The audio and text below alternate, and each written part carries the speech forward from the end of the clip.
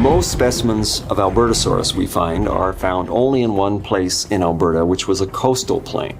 And so we know that those dinosaurs lived in an environment very similar to what we see in the Gulf states today or northern Florida.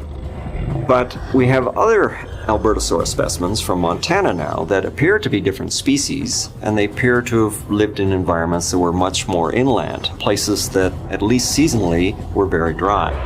So it may well be that although Albertosaurus lived in a wide variety of environments, in fact, it may have broke up into different species in those specific environments.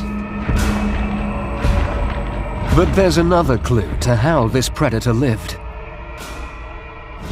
At a site in Canada called Dry Island Bone Bed, the discovery of multiple Albertosaurus skeletons showed that this predator hunted in packs.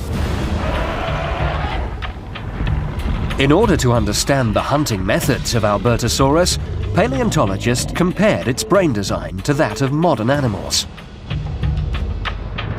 The brain structure of Albertosaurus shows that the cerebrum, the higher centers of the brain associated with sort of cognition and problem solving, they're not tremendously large.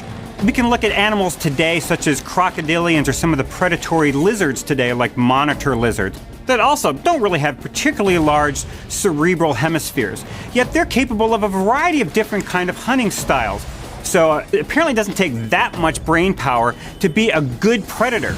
The brain structure of Albertosaurus would tell us it was able to do ambush predation. It probably had the brain power to be a pursuit predator. In other words, it could chase after its prey. Albertosaurus had an S-shaped neck that allowed it to snap at its prey like a striking snake. In a fight, what it would do is it would face its attacker and rush in head first with those massive teeth, and he'd grab his prey and rip a huge chunk out of it.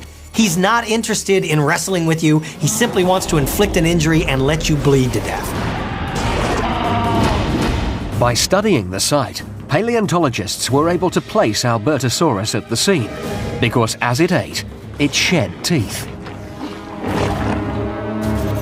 When Albertosaurus feeds, oftentimes when it reaches the bone, it can break off a tooth. We call those teeth shed teeth, meaning they're shed during the feeding process.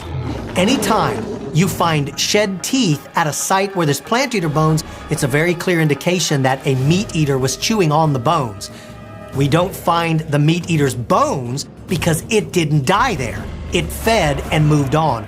All that it left as a clue is its teeth, its shed teeth.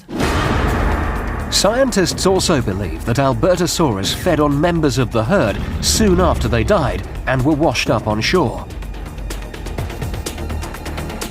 When we have this mass of dead bodies stinking up and rotting in the ancient Cretaceous sun, that's going to attract all sorts of predators, including the top meat eater of the time, Albertosaurus. They're going to be eating and munching, and some of their teeth, the teeth that are about to fall out because dinosaur teeth are always being renewed throughout their life cycle, are going to be left in with the bones and the rotting meat of Pachyrhinosaurus. So when we find all these shed teeth of Albertosaurus in Pipestone Creek, it shows us that the Albertosaurus were scavenging, just as any decent meat eater will do. It's meat that doesn't fight back.